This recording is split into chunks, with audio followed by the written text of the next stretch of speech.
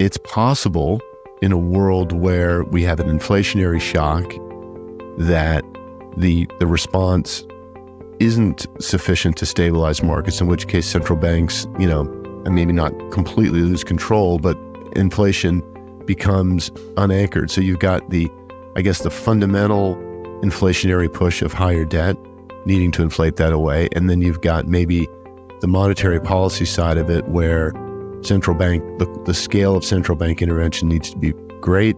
It's an inflationary shock and it doesn't work, then you've got kind of a de-anchoring of inflation expectations. Obviously, we haven't had that yet, but those are possibilities. And I think they're all consistent with a world of rising commodity prices, rising gold prices, et cetera. So I feel like all those three things do fit together. Imagine spending an hour with the world's greatest traders. Imagine learning from their experiences, their successes, and their failures. Imagine no more. Welcome to Top Traders Unplugged, the place where you can learn from the best hedge fund managers in the world so you can take your manager due diligence or investment career to the next level. Before we begin today's conversation, remember to keep two things in mind. All the discussion we will have about investment performance is about the past, and past performance does not guarantee or even infer anything about future performance. Also understand that there's a significant risk of financial loss with all investment strategies, and you need to request and understand the specific risks from the investment manager about their product before you make investment decisions. Here's your host, veteran hedge fund manager, Niels Kostrup Larsen. Welcome back to another edition of our Global Macro series, where today I'm joined by another host of the series, namely Alan Dunne, and as well as a host of the Ideas Lab series and author of the book, The Rise of Carry, Kevin Coldiron, who's also a guest on today's episode. So welcome, Kevin and Alan. It's great to be in the company of some very familiar faces for what I think will be a highly interesting and educational conversation. Kevin, let me come to you first, as it's been a while since we last spoke face to face. How was your holidays and your summer break? I had a great summer, spent a little time in Europe, a little bit of time in North Africa. You guys need to do something about the weather, though. It's pretty hot over there. Yes, true. It is getting warmer here. What about you, Alan? Hot summer in Dublin? Or It was definitely not a hot summer in Dublin, but we're not suffering with the heat of continental Europe. But nice and relaxing summer, but no heat wave here. No. Well, it's been a little bit hot in the markets, especially if you've been trading the yen or the Nikkei during August. So we are, of course, today going to talk about a topic that is very dear to your heart, Kevin, which is carry. And of course, you co-wrote a book a few years ago, The Rise of Carry, which we recommend that everyone should read. And that's really where I want to start off. I want to kick off with kind of where you left after you wrote the book, The Rise of Carry, and kind of take the next step, the next evolution of this topic. So maybe to start off with, maybe you could summarize the key conclusions you drew back then when you finished the book, and maybe which of these conclusions we have subsequently seen mostly play out in real life examples. Okay, thanks, Niels. Yeah, so I mean, the main, thesis of the book is that carry trades over the last 30 to 40 years, a period that we call the carry regime, have grown from being niche strategies that mainly were applied in the currency market and commodity markets to strategies we see everywhere across the global financial markets. And they've grown in size and scale to the point where financial markets, the global market, really behave as a kind of, if not a giant carry trade, they have the characteristics of a carry trade. What are the characteristics of a carry trade? They're always levered in our definition. They're always liquidity enhancing. They're channeling money from where it's abundant to where it's less abundant. They're short volatility. So they do well when the world stays the same, and they do poorly when volatility spikes, when things change. And they have this, kind of corresponding return pattern, which is steady upward profits most of the time, and then occasional very large drawdowns. So our conclusion from the book was that financial markets are all kind of adopting those characteristics, and that what we're going to see is a lot of carry trade like patterns in the world. And that's turned out to be true, right? We published actually just in the end of 2019. And then of course in 2020, we had the COVID crash, which was exactly, had the dynamics exactly as we described. And then we've more recently had this kind of mini episode in August where again, the global markets were, clearly upended by a carry trade and had displayed the exact pattern that we discussed. So I feel like the broad conclusions of the book have proven to be correct. Can I ask you on one thing? I think we all probably remember, because it's so recent, about the yen and the unwind to some extent that we saw in August. But I noticed you said the COVID. How do you see what happened during the COVID sort of February, March? How do you tie that into carry? Because people might think, well, hang on, this had nothing to do with carry. There was a pandemic that suddenly rose. What was the patterns that you saw that makes you say, yeah, no, that's definitely linked to the world of carry? Well, taking a step back, carry is a trade that, we say right at the beginning, makes money if nothing happens, right? So using the yen carry trade as an example, you borrow in yen at 0, invest in, say, Mexican peso at 10%, that yield spread is 10, and if it's levered, it's much higher. So in a world where nothing changes, in other words, the world where that exchange rate does not change, then you make money. So it's a bet on stability. And if, the point is that, something happening could be something fundamental. There could be something fundamental in Japan. They raise interest rates. Could be something fundamental in the recipient currency. They lower interest rates. But it doesn't have to be, right? It can be a move that's big enough because remember, these trades are always levered, right? And levered trades are not stable. So it could be a, quote unquote, random event. Could be an event that just causes markets to move enough where people have to compress, close their position. That causes trades to lose more money. And then you get this kind of unwind dynamic that I think a lot of listeners are familiar with. So the COVID crash, you might say, well, hey, that's got nothing to do with carry. That was a global pandemic. And so in this case, the trigger was quote unquote fundamental, right? There was a fundamental reasons for markets to fall, but once they started falling, then, these levered carry trades started losing money. And then, you get this unwind dynamic. And if you look at what happened in the VIX markets in those kind of few days, I believe we're talking end of February, early March 2020, there was just an absolute explosion in the VIX. The VIX rises. In other words, short volatility trades lose money violently. And I know that there was a number of, volatility traders that literally did not survive that period. So in that case, the trigger was fundamental, but the dynamics were exactly what we would expect in a world where there's a lot of these carry trades present. So the trigger can be fundamental or it can be, non-fundamental. It doesn't matter that the carry trade it's fragile, right? It's exposed to that sort of thing. Yeah, that makes perfect sense. Before we jump into kind of the topics of looking forward and furthering this discussion, I'd love to know if there's anything that you feel from the book that you wrote a few years ago now, where you made some conclusions that maybe turned out kind of differently. I wouldn't use the word necessarily that they were inaccurate, but maybe have surprised you by saying, well, maybe this is actually a little bit different to the understanding we had at that time, because of course we now have 5 more years of data experience. Is there anything that surprised you since?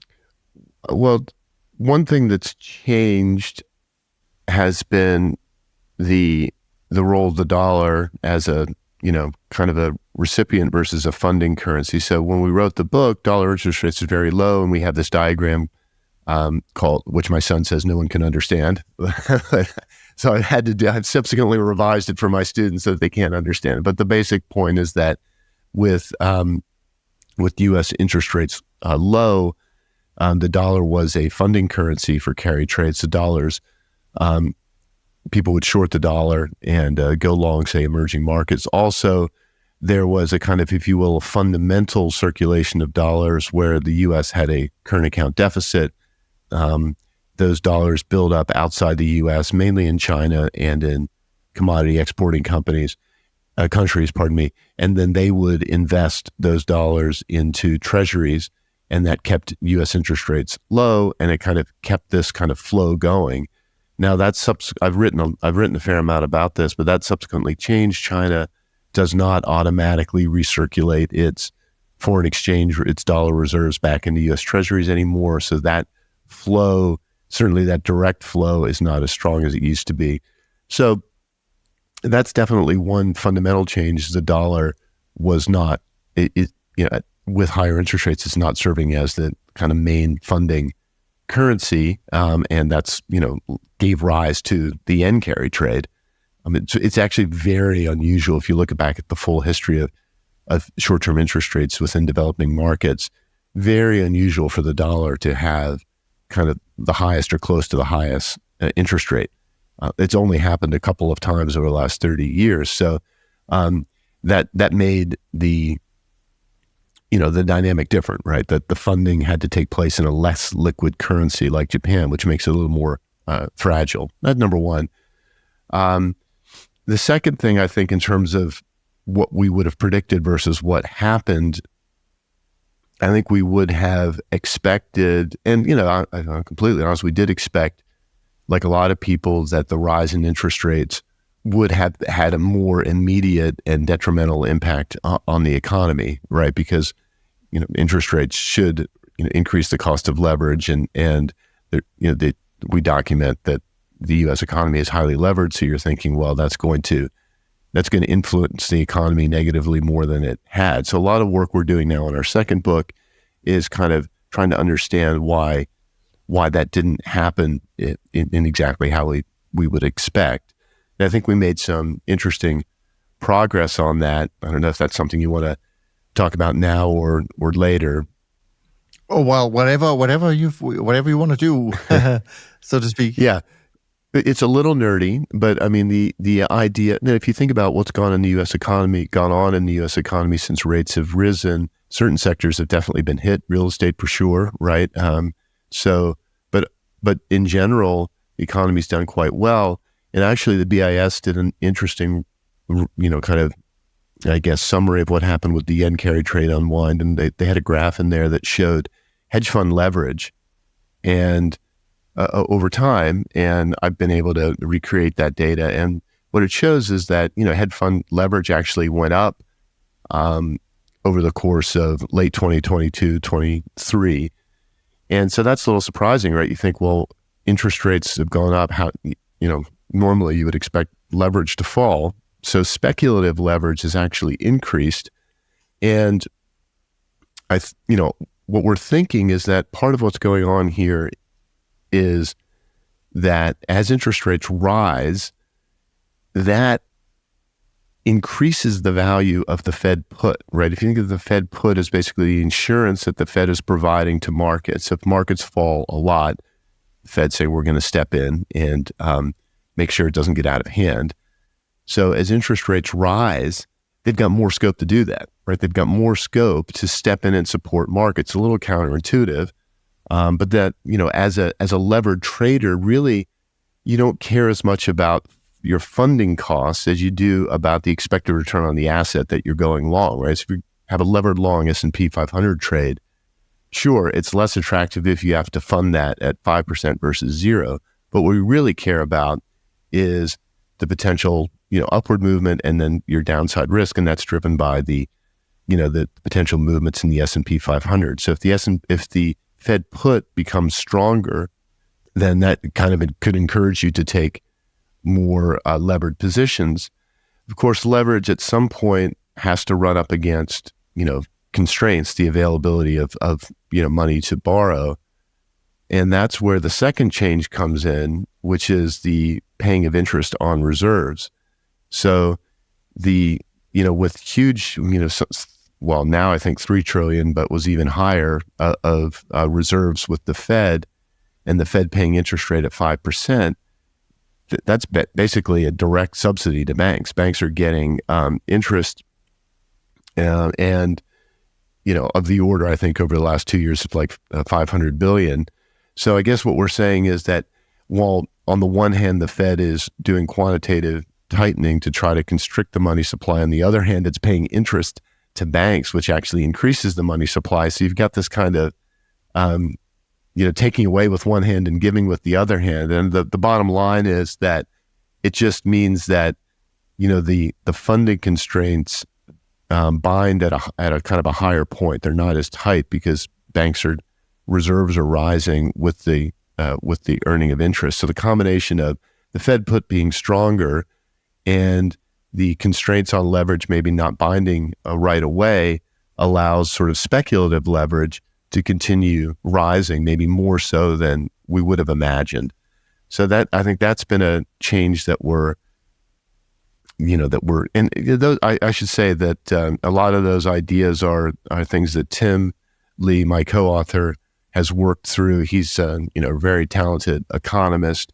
A lot of times what I do is just take his ideas, think through, and see if I can find some data to back it up. And so it's a fun dynamic, but also that these ideas are still in the formative stage. But that's kind of where we're thinking right now, and that's an idea that wasn't in the first book, and we hope to flesh it out in more detail in the second book and hopefully we can get published soon.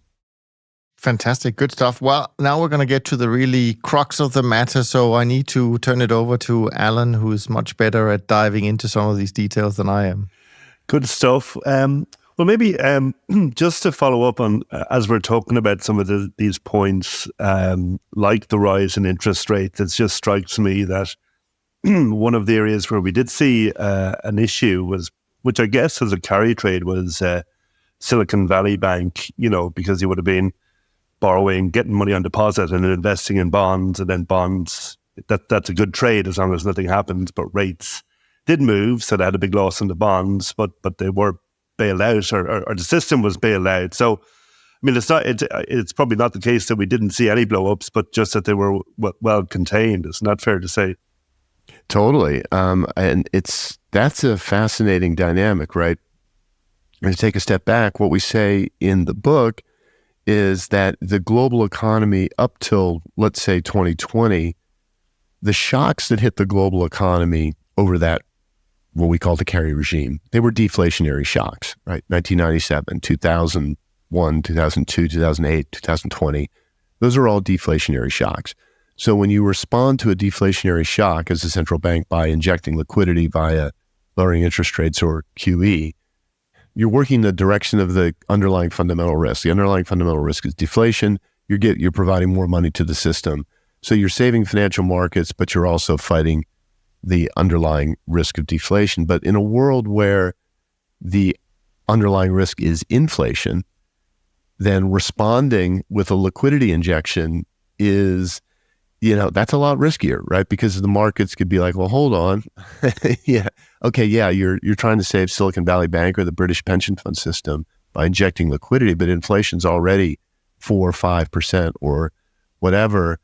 And that's, I think, the key risk that we'll face going forward, or the key kind of determinant of whether or not the Fed sort of gets away with it or not, is whether they're trying to fight an inflationary crisis or a deflationary crisis. Now, in this case, they were fighting a liquidity issue with banks, pension funds, by injecting liquidity when inflation was high. So there was a risk that this thing could spiral, but in the end, it didn't. So a lucky escape by the sound. Kind of, that's how I think of it as well. They got away with it. And I actually wrote a piece on that where really it comes down to the market.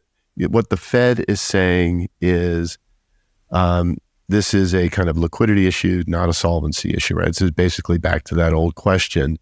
And if the market buys that, then the temporary injection of liquidity solves the local problem and things don't get out of control. But if the market doesn't buy that, then they have to do another round of, intervention, which increases the risk of inflation, and you get a riskier situation. So it really comes down to whether or not the particular problem that the central bank is fighting, whether it's British pension funds or Silicon Valley Bank, is perceived by the market as a local liquidity problem that can be solved, or it's perceived as a symptom of a wider problem.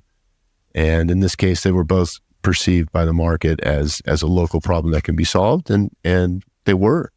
So we'll see, but I don't think that's the end of that sort of dynamic. Actually, the Bank of England did a really good piece in the aftermath of the British pension fund episode, where they basically said the same thing. It's like, yeah, it might be interpreted as, a bit strange that we're injecting liquidity when inflation is high. So, central banks are obviously aware of it, and I've kind of impressed at their honesty in that write-up.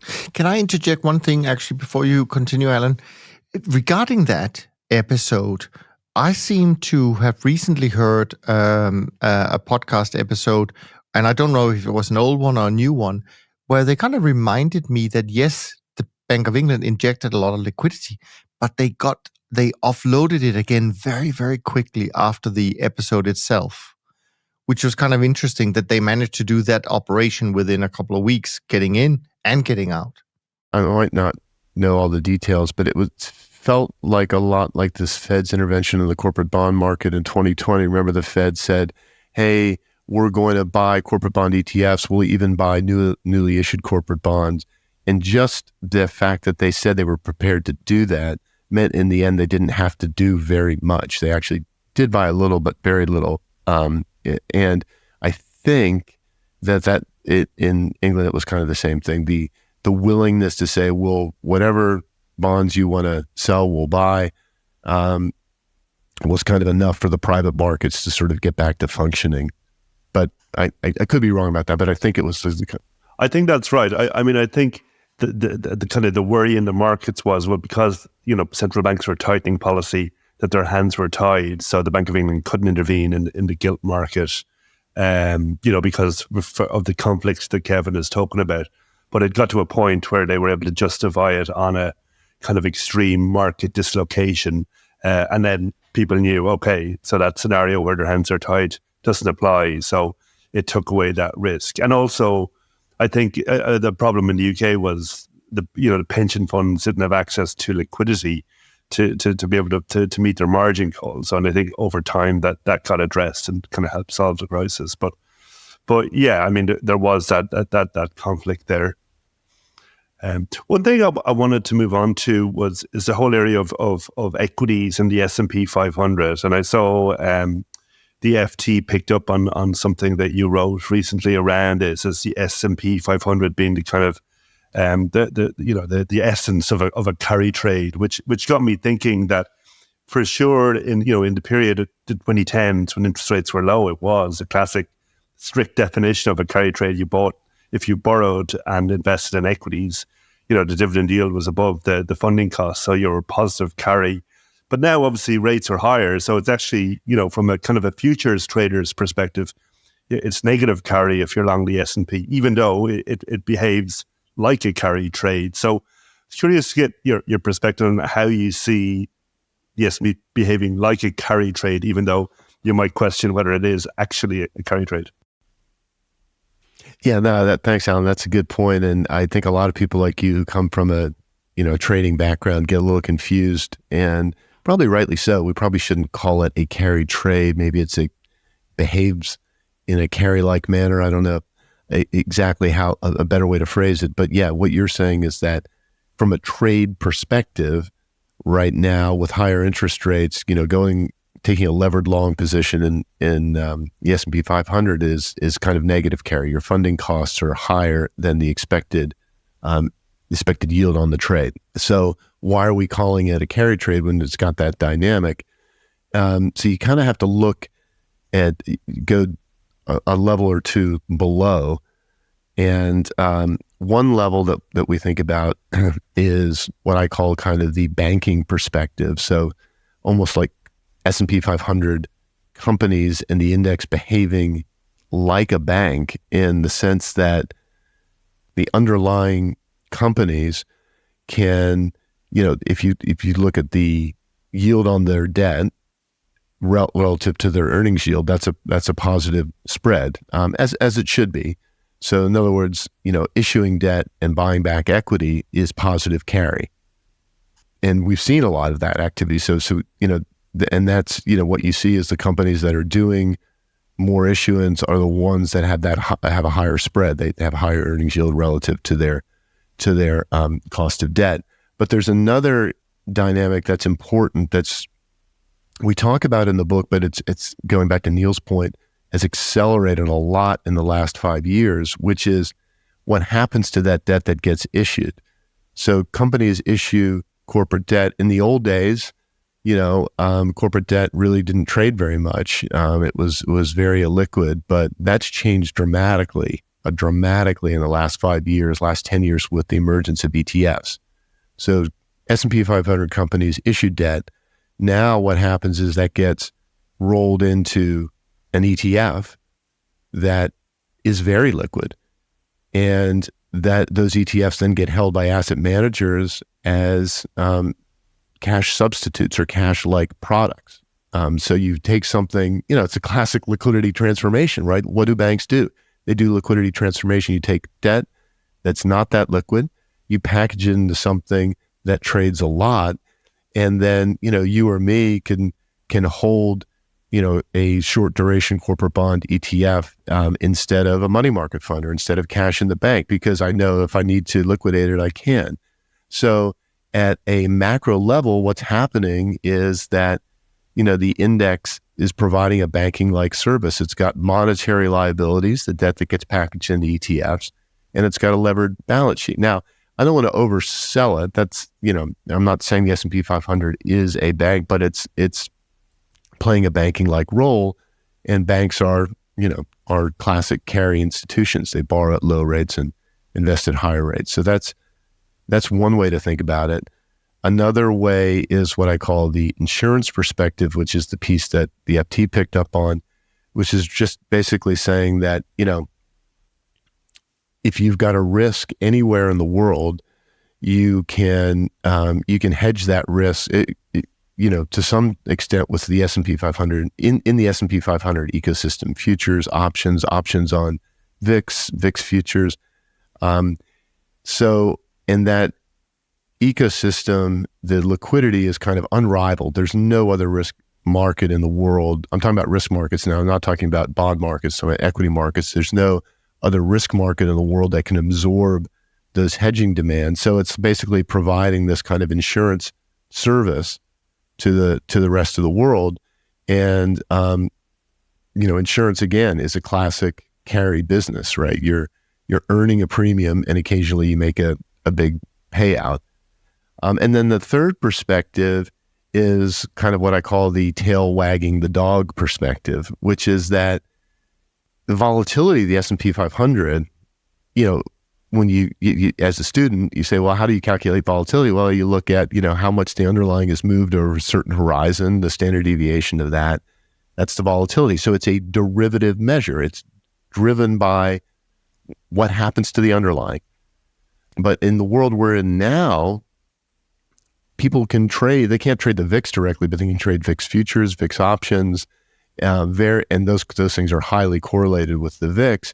So you actually have, the volatility having its own underlying dynamics, and shorting volatility is shorting S&P 500 volatility is the ultimate carry trade. It literally is directly selling volatility.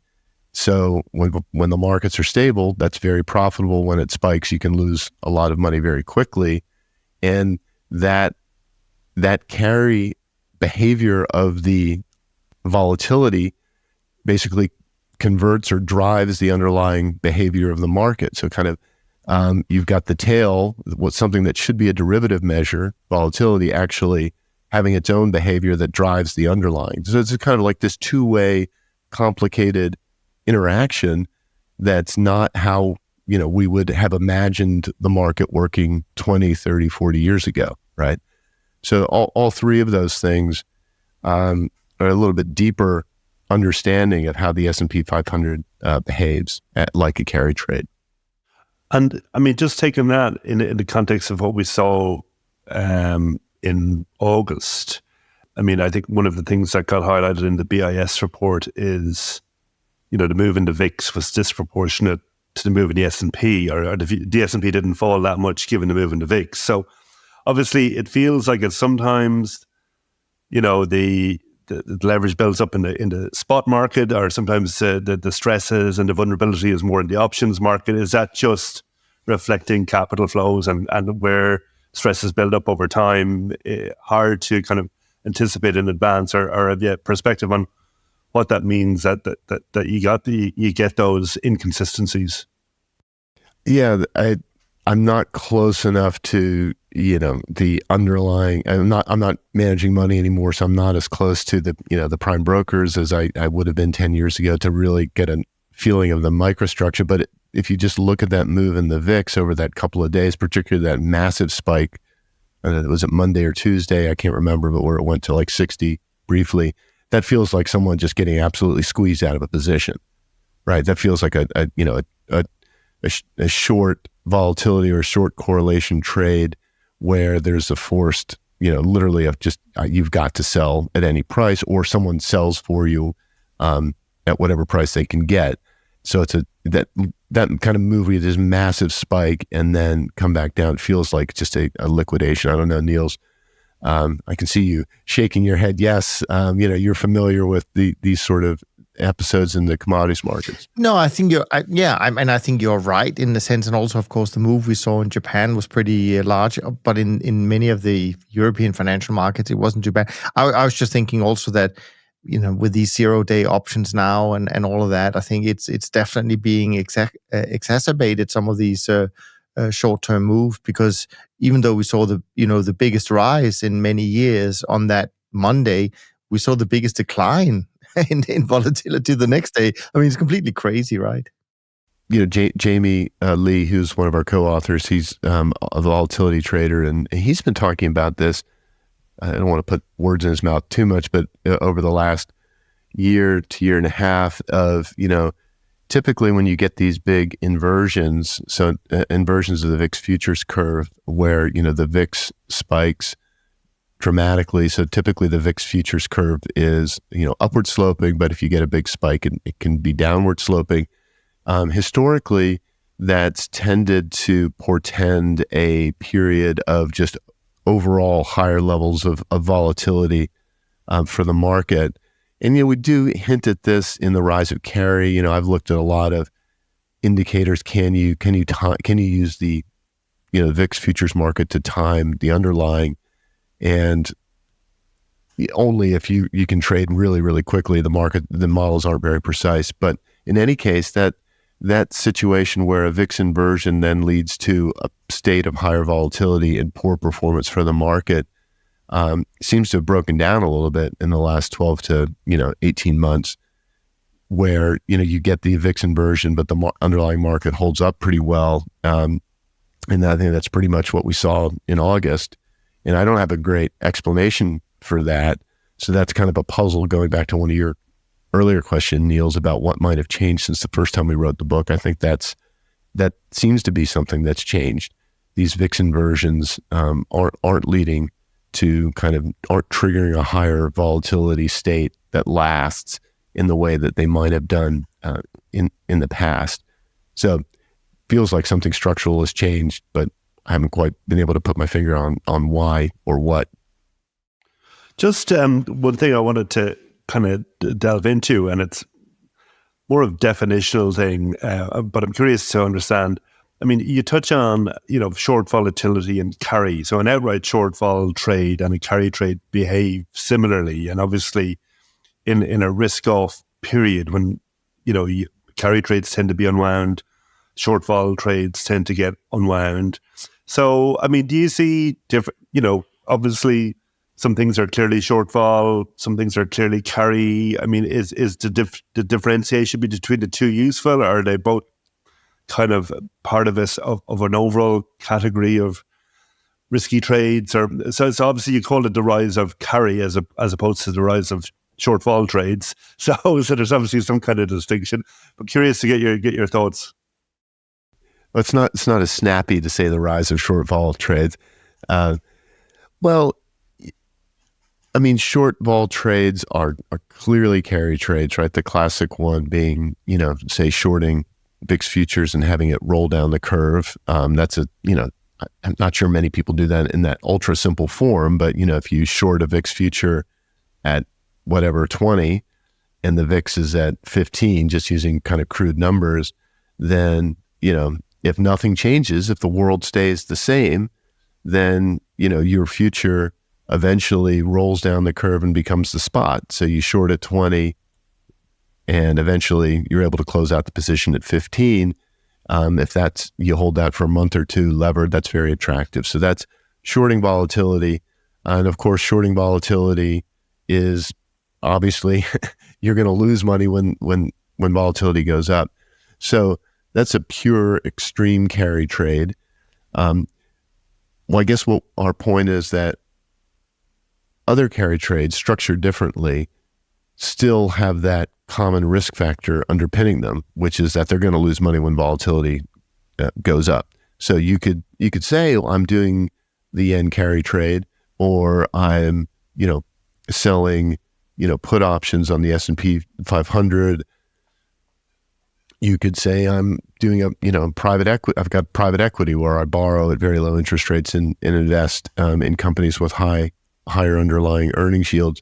You can structure those fundamentally and not think that they're correlated, but they are going to be correlated because they all share that common risk factor of being short volatility. And the argument in the book is that over time, that common risk factor really has become S&P 500 volatility. So whereas, again, when I started in the 1980s, if you look at the correlation of currency carry to the S&P 500, it was pretty low, not really correlated. So you could argue that short volatility risk factor was different, but they've merged over time. They really have. So I think it's very difficult to build a quote unquote diversified basket of carry trades now. You can structure carry trades in a lot of different markets, but they're going to share a common risk factor, which is S&P 500 vol, global vol. Did you want to jump in, Niels?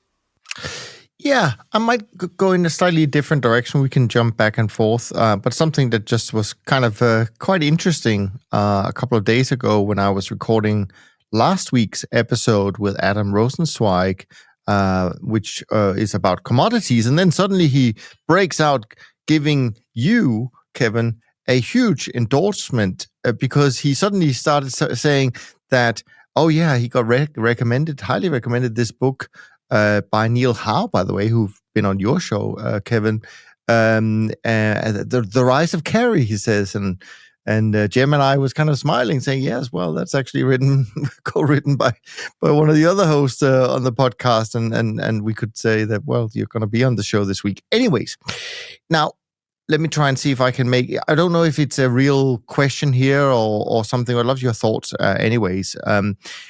It seems, from a carry perspective at least, that stable inflation, stable and low inflation, I should say, and this globalized world maybe was somewhat, where carry kind of was facilitated or made possible, made easier at least, by central banks. And maybe in the last couple of years, we've seen signs that this may be changing, that they cannot kind of control and rely on stability and low rates the way they did. And I don't know if just the fact that we may not get as much carry in that world, because you would think it's a little bit more risky to do carry when you don't have that stability we had for quite a long time. So I don't know if this is enough of a quote-unquote change in the monetary system, because it's really outside the system, but it has an impact on the system. But Adam was sharing that in their research, what they had found was that often you get these commodity super cycles which he is and others we know, Goldman Sachs and others, are kind of expecting that we, have started.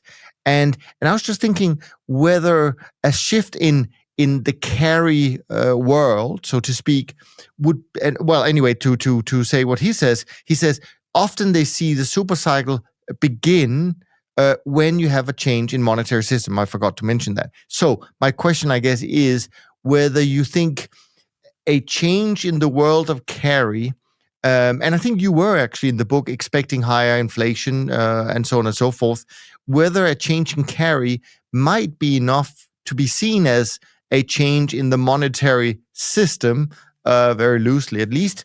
And that actually would fit in with the timing of this commodity super cycle, which Adam and other experts in commodities are expecting.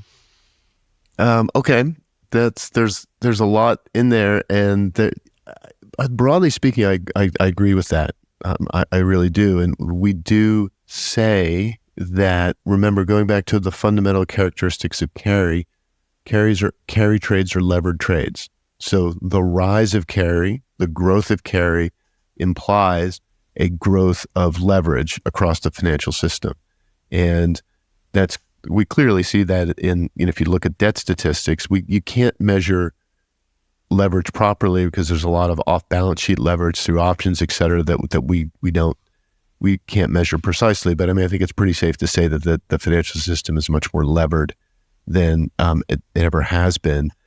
And so we talk about that ultimately for the carry regime to end is going to require inflation. It's going to require inflation for that debt to be inflated away.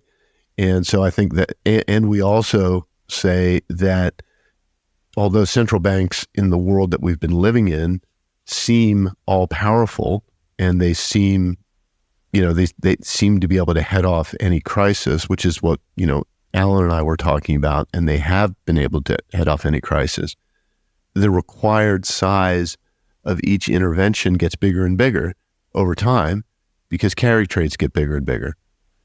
So it's possible in a world where we have an inflationary shock that the response isn't sufficient to stabilize markets, in which case central banks, and maybe not completely lose control, but inflation becomes unanchored. So you've got the fundamental inflationary push of higher debt needing to inflate that away. And then you've got maybe the monetary policy side of it where central bank, the scale of central bank intervention needs to be great.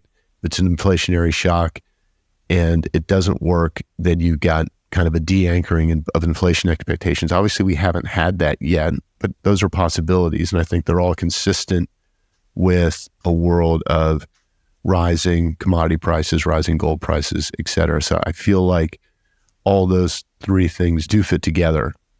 And, what we're trying to do in the second book is say, okay, well, what would we expect to happen to interest rates as we progress? Are there certain signs that we can look at to decide whether or not we've entered that inflationary regime or not?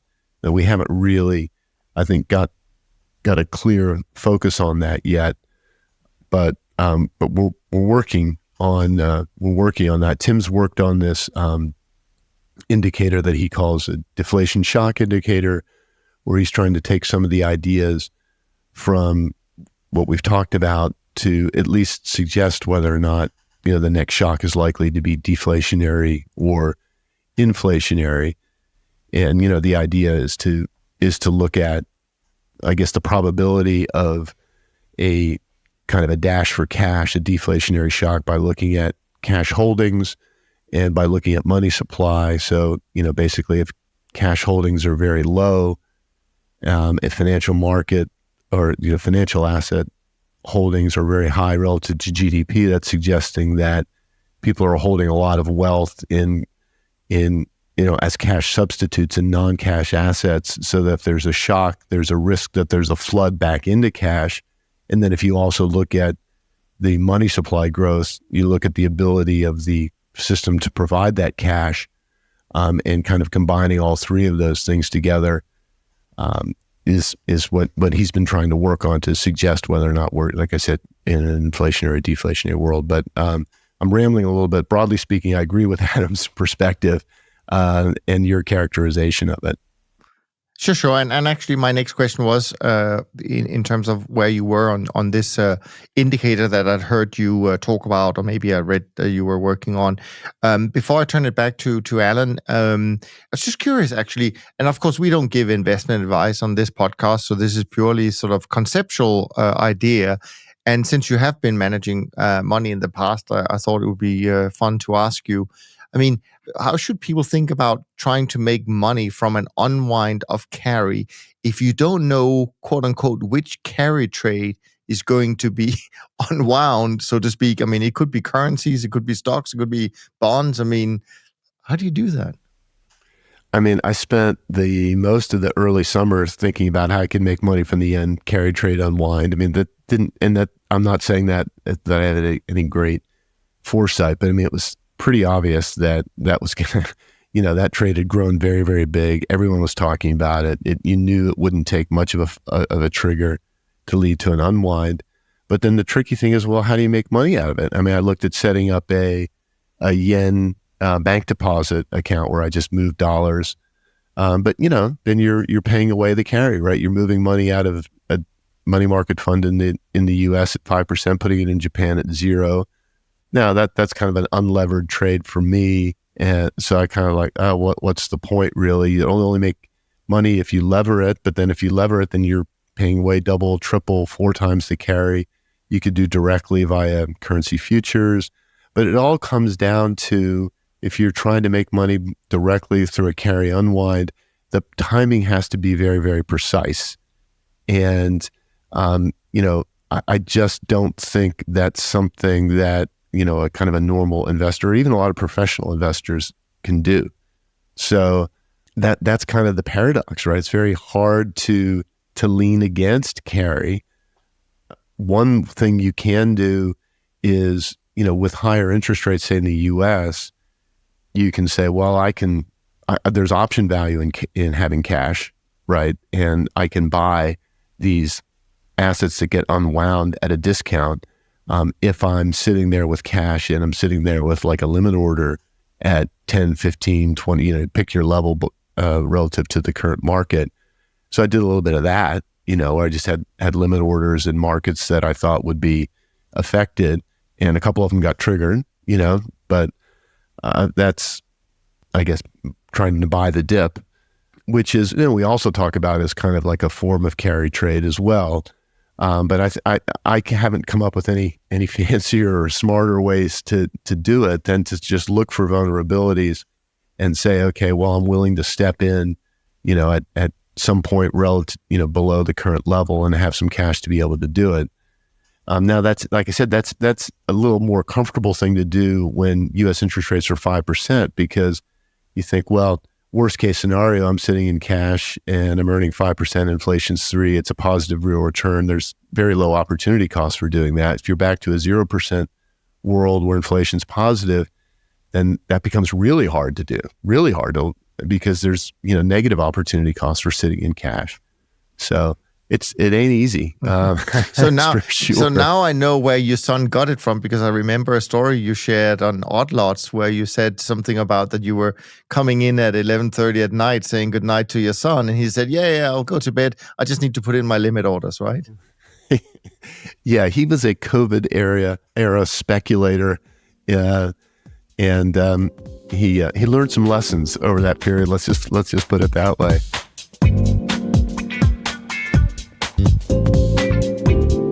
Alan, why don't you take us into the final stretch? Yeah, well, maybe just to come back and get into just a couple of points that we touched on. I think they're worth talking about because they link to the disinflation thing. And I mean, coming back to the Fed put idea, which Kevin kind of suggested was kind of critical to the whole regime. It has become a feature of the markets, and it's ever present. Now, for a period in 2022, it felt like the Fed put it maybe got away, because obviously the Fed were talking very hawkishly and they raised rates aggressively. So, and the market went down without really having a collapse. It was a very orderly decline. So maybe it wasn't, the resolve wasn't tested. But I mean, that links to so obviously if we did go into an inflationary environment, you would possibly at some point have that policy conundrum for the Fed where you get something. But the other question I wanted or the point I wanted to talk about was, with the increased financialization of the markets, of the economy, that the economy is now so tied into the markets. When the markets go down, it influences the economy. We used to look at the stock market as a leading, the economy to tell you when to buy and sell the stocks. Now, obviously, when stocks go down, there's a big wealth effect. So I'm just wondering, will we ever get away from the Fed put given the increased financialization of the economy? It seems very difficult, doesn't it? Very, very difficult for them to, I mean, you make an important point, though. They did raise interest rates aggressively in 2022. The market, I think, fell 20% or something like that in an orderly fashion, but it did fall. So that was encouraging. And I was very interested in early August, right there when the market fell. There was a couple people calling for an immediate cut, which would have been, executing on the Fed put, and they didn't do that. I wonder how long they would have held off had the market continued to go down. And we're going to get an interest rate cut coming up here soon. So you could argue that, people that they are going to make good on the Fed put, but they didn't react, in real time. But I think your broader point is probably more important long term, that the financialization of the economy, the fact that credit now is created more through the markets than the banking system, that we've encouraged everyone to have, defined contribution pension plans. So everyone knows, everyone, I'm exaggerating, but a lot of, people have a kind of beta to the market that maybe they didn't have 20 or 30 years ago. So it becomes very difficult for the Fed to, tolerate a long period of asset price declines, or sharp period of asset price declines. It just puts more pressure on them. So, yeah, I think it's tricky. I think the Fed put's going to be with us for a while.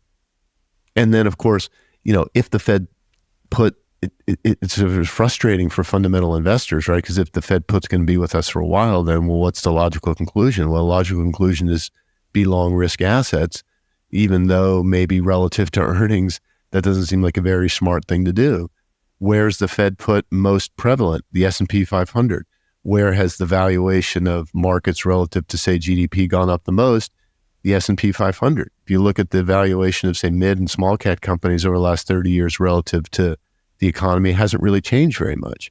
But the S&P 500 has gone from, 50% of the economy to 140%. So, it feels like where the put is kind of most applicable is where people are putting their money, which is in some ways rational, but also very difficult if, like us, you were sort of trained in fundamental investing. I know a lot of people my age have just, been banging their head against the wall for 10, 15 years because fundamentally it hasn't made sense to buy the S&P 500, but from a kind of structural point, it has, and it probably will continue to be so. Do you see a risk at some point of a regulatory response to kind of carry trades and shortfall? I'm also thinking, from the perspective of, deleveraging events and degrossing, as volatility picks up, then, margin calls come into effect and margin rates go up, and it kind of amplifies the whole cycle. Is there a better way of doing it, do you think? It's interesting because what would be the regulatory response is what in that world? Don't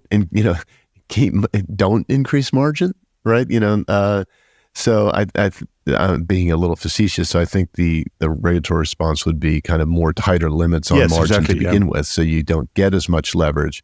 I think the history of financial markets is there's always going to be ways around that, right? It's very difficult to control, but you could say, okay, well, these are key markets that we care, the same way that, I guess we do with,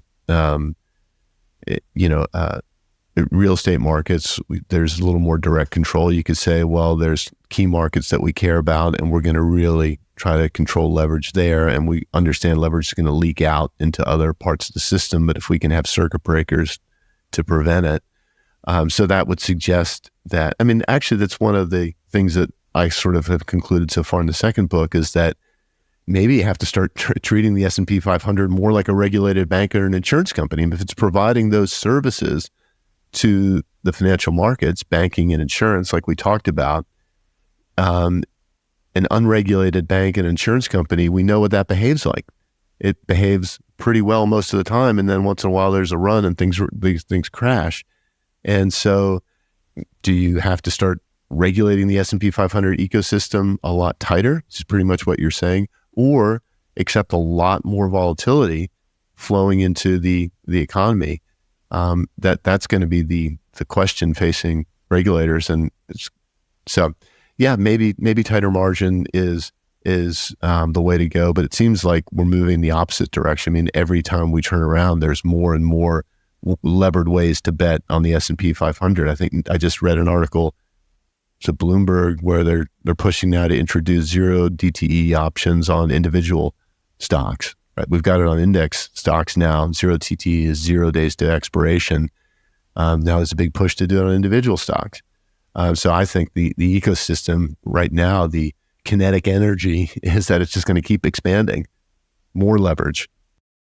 Well, mine was on a different topic. It was more the broader economic impact. Yeah, and I know it's something you touch on in the book, about, monetary policy being impacted. The Fed might be tightening, but you can source cheap funding elsewhere, albeit with a currency risk. Is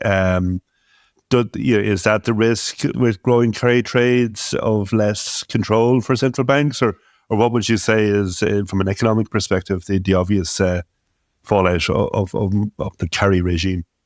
Well, Tim likes to say that over time, the big economic risk is, just a rising debt, misallocation of capital, and a falling long-term growth rate. So that, growth rates over time start falling close to zero. And it felt like we were maybe there. We went through that period where long-term real interest rates were zero or even negative in the US, and long-term real interest rate ought to reflect the long-term real growth rate of the economy. So it felt like maybe that's where we were, but I think some of that was kind of artificial due to, quantitative easing. But then we've seen real interest rates rise. So they're like 1.5%, 2%. So that's an important indicator. What happens to real interest rates going forward is very important, because if we're right that this kind of carry regime undermines real economic growth, then you'd expect those real interest rates to start moving down. If we're missing something, then you would, maybe, I've had guests on my show, Mark Mills, Peter Oppenheimer, who are expecting, productivity gains in the economy to drive more like an economic boom. So if those guys are right, then maybe those supply side changes are enough to offset, the detrimental impacts of carry, and you get real interest rates staying where they are. In other words, the real growth rate of the economy holding up. So that's a key indicator to watch, and that's something we're trying to figure out again in our second book. Is like, well, how can we kind of understand the behavior of real interest rates, and what are the signposts for it going forward to determine whether or not we're back in the carry regime or things are changing. Now, I don't know what's in the new book, but there's just one thing when I was listening to you talking just now, and also trying to think of one of your early comments today, that I wanted to ask you about. It's something we haven't raised right now, and maybe it's not talked about very often, and it's actually the impact of geopolitics on carry. Because you mentioned earlier on that the dollar played a key role, and I'm thinking, well, if we just think back what's happened the last couple of years when Russia invaded Ukraine, there were some big new things happening in terms of confiscation of central bank reserves. And you mentioned also China doesn't recycle, into treasuries as much as they did, and so on and so forth. So I'm just thinking, actually, does geopolitics have an impact on carry? And since we know that the geopolitical world is changing, how may that have an impact on the carry regime in general? I don't know if you thought about it. If not, maybe it's something to think about for the book, but I'm just curious. Yeah, for sure, it's impacted that circular flow of dollars, as we discussed, right? That, China and the big commodity oil exporters, I think, have, it's clear in the data that they're not recycling those reserves back into treasuries in the same way they used to. Now, they could be doing it in a kind of a stealth way through banks in financial centers like Ireland and Luxembourg and the Caribbean. We definitely see changes, increase in treasury holdings coming from those centers. So it's possible that there's some recycling going on through them, but overall, it seems to be pretty clear that there's less recycling. And why does that matter? Because that was a source of demand for U.S. Treasuries. It's kept U.S. interest rates lower than it otherwise would have been. So one would imagine that absent that, there's, they have to find, there's upward pressure on U.S. interest rates, everything else being equal. And just more generally, making the dollar kind of more questionable as a reserve currency, but there's still no real viable alternative. Beyond that, honestly, I haven't thought too much more about how geopolitics would affect the short-term rise of carry. I talked a little bit about this with Russell Napier when I was on his podcast, but his suggestion was, well, you've got these, carry flow, the scale of carry trades is vast and it can overwhelm smaller markets, emerging markets. So wouldn't they want over time to try to prevent that via maybe transactions taxes or capital flow restrictions, which I don't know if that exactly falls into geopolitics, but the world where everyone sort of agrees that open, unfettered short-term capital flows is a good thing.